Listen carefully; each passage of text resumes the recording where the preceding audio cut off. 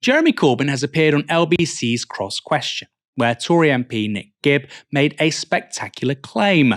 According to Gibb, Britain's economy is, quote, doing well under the Conservatives. Here's how Corbyn responded. Nick, I wonder which planet you're on at the moment, mate. I really do. Inflation, well over 12%. Food inflation, much more. More food banks in this country than branches Jeremy, of McDonald's. Your pen. Sorry, right to the microphone. it's a very good pen, given to me by a trade union. You're suggesting that somehow the economy is doing well. Well, if you ask anyone who is worse off than they were 10 years ago, ask anyone like a teacher or a rail worker, a mail worker, what's happened to their wages, they won't be very, very happy. And you cannot say that wages have caused this inflation because wages have actually fallen over the last 10 years. And if you actually got round the table with all the unions involved in the current disputes and paid them properly, you would actually have more money being spent in the economy, which would help investment anyway, and you would have a lot less poverty around and a lot less people claiming universal credit or top-ups in order to get through. Now, for the Labour Party, I think the important thing is to offer a real alternative. And I saw an analysis in the iPaper last week which said one of the problems was many of the public don't fully understand what Labour's economic strategy is because they're so busy presenting themselves as being very good at managing the economy. Surely we've got to look at the structural problems. The structural problems are historic lack of investment.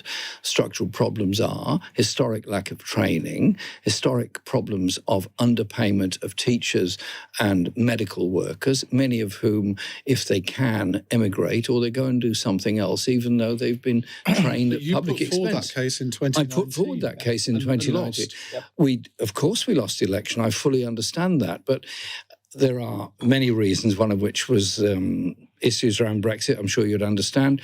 But individually, interestingly, the policies, particularly ones on public ownership of mail, rail, water and energy, were actually all publicly supported and still are. I think what we need is a much clearer alternative in the election.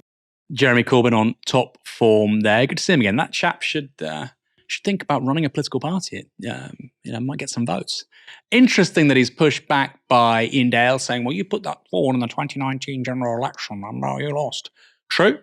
But what's often forgotten is that Labour in 2019 actually won a majority of voters under 65. So a majority of the working age population voted, or not a majority, a plurality. More voters voted for Labour than the Conservatives at the 2019 general election who were under 65. Now, I'm not bashing older people, but I think that's clearly an expression of the economy not working for working age people really since 2010.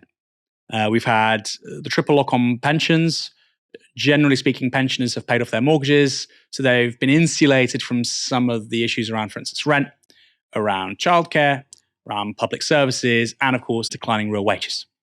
And already that has led to Labour beating the Tories amongst the working age population. So this idea that Labour now need to jettison everything that they talked about in 2019, of course the Conservative media say that because they don't want their little pension pots being raided. They don't want their little piggy banks being touched.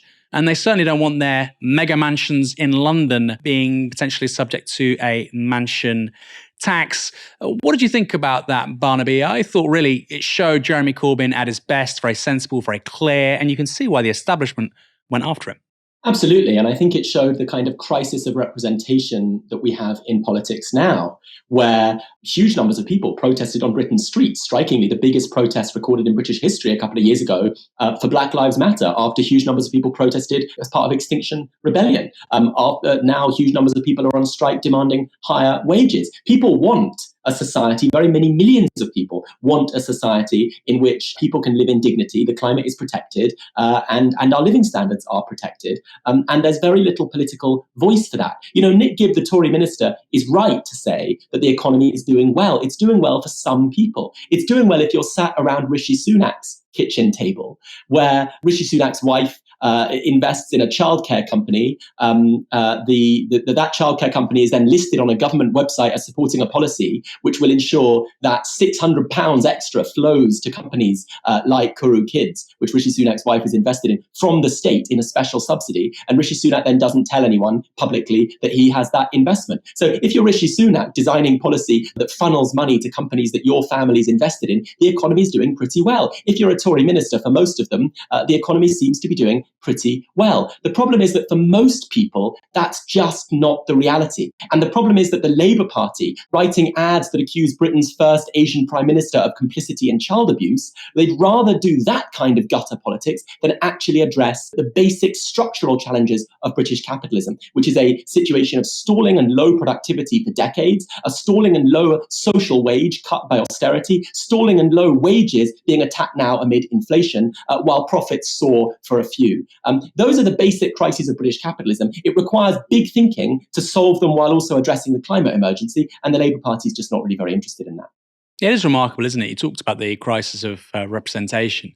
Somebody making such anodyne, clear points, which, as we know, on a sort of policy basis, really resonate with the British public. I mean, it's not puzzling why it's happening. It's very clear why it's happening, but it's extraordinary that it's happening nonetheless. You know, we hear frequently from the media and the permanent political class that, oh, the British public are very conservative, which doesn't, of course, explain that until the 1910s, there was a Liberal Party that was doing very well. Or the Prime Minister who's won the most elections is Harold Wilson, who was a Labour Prime Minister. Or perhaps the most disruptive Prime Minister in this country's history was Attlee after 1945. They don't mention that because, of course, we're conservative. Which is also just not true, because if you look again at the policies, as Mehdi Hassan likes to say, show me the receipts for what you're saying. When it comes to public ownership of rail, a majority of Tory voters back it, let alone the public.